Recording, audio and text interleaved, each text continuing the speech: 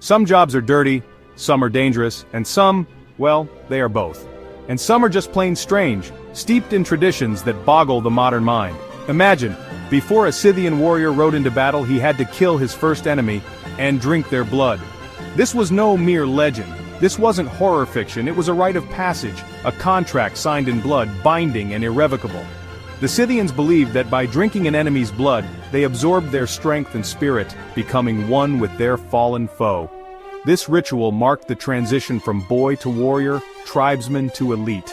It was a defining moment in a young man's life. Without it, a young man couldn't claim spoils or status. He remained on the fringes, an outsider. It forged a mindset of survival and relentless toughness, a necessary trait in their unforgiving world.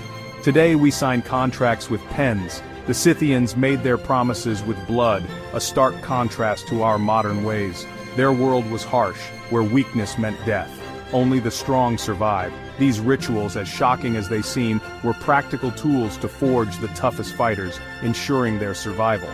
The blood-drinking ritual is infamous, but it's also a window into a complex culture, rich with tradition and meaning. It's the headline that grabs you, but also the key to understanding their world, their values, and their way of life. The Scythians weren't just a lost tribe, they were survivors of a brutal environment, adapting to the harshest conditions. Their beliefs were shaped by necessity, not luxury. Every ritual had a purpose, every tradition a reason. The blood ritual is just the beginning of their story, a story that reveals much about their resilience and strength. It's a story of survival, strength, and a culture forged in conflict, where every warrior knew their place and purpose. And it all starts with a taste of blood, a sip that marked the beginning of a warrior's journey. Welcome to the world of the Scythian warrior, a world where strength and survival were paramount. Who were the Scythians? Not a single nation, but a confederation of nomadic tribes. For 5 centuries, they ruled the vast Eurasian steppes. They weren't city builders, their homes were wagons, their wealth in herds, especially horses. Their entire culture revolved around the horse. Scythian warriors were born in the saddle, masters of mounted archery. Their mobility made them nearly untouchable in battle. The Greeks saw them as wild barbarians but also respected their strength. Most of what we know comes from outsiders like Herodotus, and from their graves. Elite Scythians were buried in kurgans, mounds filled with weapons, gold, and horses. These tombs are time capsules, revealing their art and beliefs. The Scythians were a people in constant motion, united by culture and survival. Their story is written not in books but in the earth itself, and it's a story worth uncovering. The Scythians' home was the Pontic-Caspian steppe, a sea of grass stretching for thousands of miles. Summers were scorching, winters brutal. Farming was impossible. Survival meant constant movement. This landscape made them nomads, always following their herds. They lived in felt-covered wagons, moving in caravans across the plains. Freedom and resilience were their way of life. The steppe was both provider and teacher, shaping their skills and worldview. Only the toughest survived the climate. Their gods were the sky, sun, earth, and wind, nature itself. When invaders like Darius of Persia came, the Scythians simply retreated deeper into the steppe, using the land as a weapon. The emptiness of their homeland was their greatest defense. The steppe was their fortress, and it shaped every part of who they were. Their mobility and adaptability made them unconquerable. The land demanded strength and the Scythians delivered. Their world was endless, open, and unforgiving, and it made them who they were.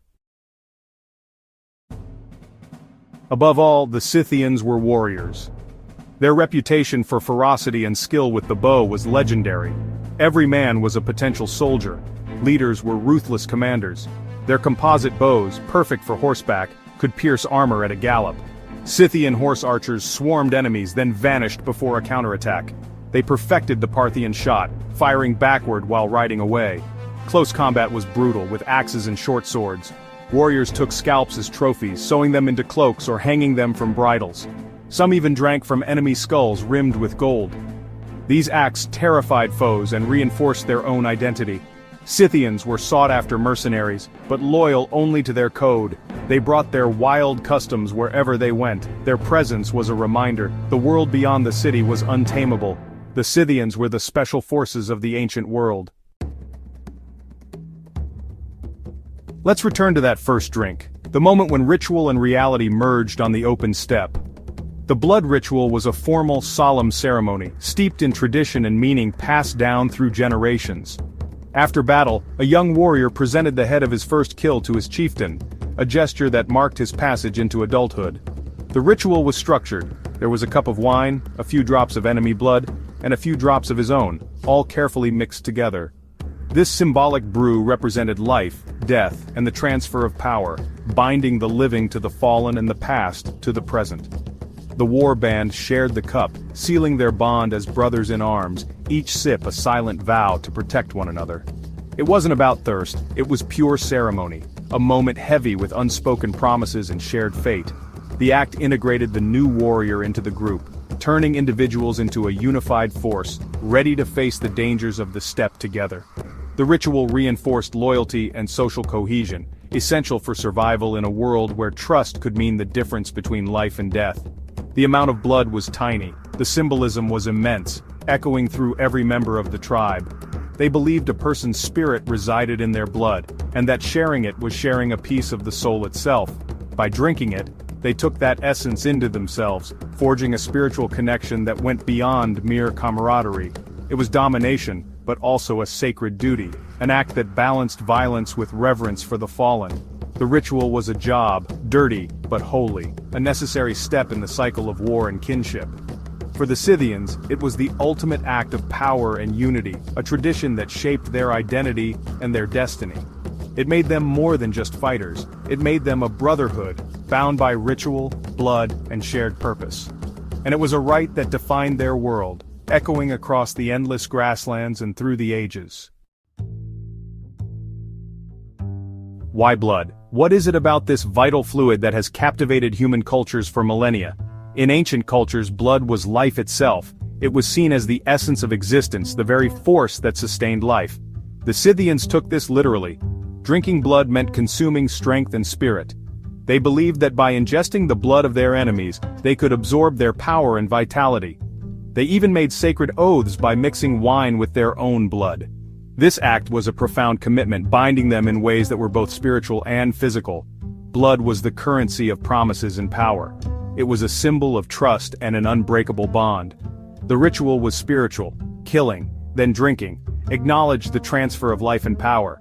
It was a way to honor the fallen, and to claim their strength for oneself. It honored the fallen, even as it claimed their strength. This act was both a tribute and a declaration of dominance. This gruesome honor was central to their worldview. It was a testament to their beliefs and their way of life. The ritual also served a psychological purpose. It was a rite of passage that transformed fear into courage. For a young warrior, it transformed fear into courage and killing into a sacred duty. It was a crucial part of their training and identity. It set them apart, defining their identity and terrifying their enemies. The ritual was a clear message of their strength and unity. The blood ritual was psychological warfare, a message, "We are not like you." It was a display of their fearlessness and their readiness to do whatever it took to win. It was a badge of fearlessness and a tool for forging unity. The shared experience of the ritual bonded them together. Outsiders saw savagery, the Scythians saw power and honor. Their rituals were misunderstood by those who did not share their values. Their rules were different, and they made sure everyone knew it. They lived by a code that was both feared and respected. The ritual was both a personal and collective transformation. It was a moment of profound change for each warrior and for the group as a whole. It was the heart of their warrior code, a code that defined their actions and their place in the world, and it made them legendary. Their rituals and their courage have echoed through history, leaving a legacy that endures to this day. The Scythians were more than warriors, they were artists and mystics. Their bodies were canvases covered in intricate tattoos of beasts and swirling patterns. Tattoos told stories of status, belief, and identity. They loved gold, crafting stunning jewelry, weapons, and plaques in dynamic animal styles. These images weren't just decoration, they were symbols of power and magic. Gold was the metal of the sun, a sign of immortality. After burials, they performed purification rituals with cannabis, inhaling the smoke in felt tents. This was spiritual cleansing, a way to connect with the spirit world and grieve together. These customs reveal a culture rich in art, ritual, and community. The Scythians weren't just bloodthirsty, they valued beauty, craftsmanship, and altered states of consciousness. Their world was harsh, but also vibrant and meaningful. Tattoos, gold, and cannabis were as central as the bow and the horse. They show us the human side of the hardened warrior. The Scythians lived with color, art, and ritual. Their story is more than just violence, it's a tapestry of life. All eras end. The Scythians' dominance faded by the 3rd century BC. New nomads, the Sarmatians, pushed them from their lands with heavy cavalry and new tactics. Forced south and west, some Scythians settled, building towns and farming. They began to assimilate, adopting the ways of Greeks and Thracians. The old nomadic culture couldn't survive in confined territories. By the early centuries AD, the Scythians as a distinct people vanished from history. They weren't wiped out, they blended into new groups like the Goths and Alans. The name Scythian became a catch-all for steppe nomads. Their unique language and customs faded, but their bloodlines lived on. Their era was over, but their legacy remained. The Scythians are gone, but their story isn't over.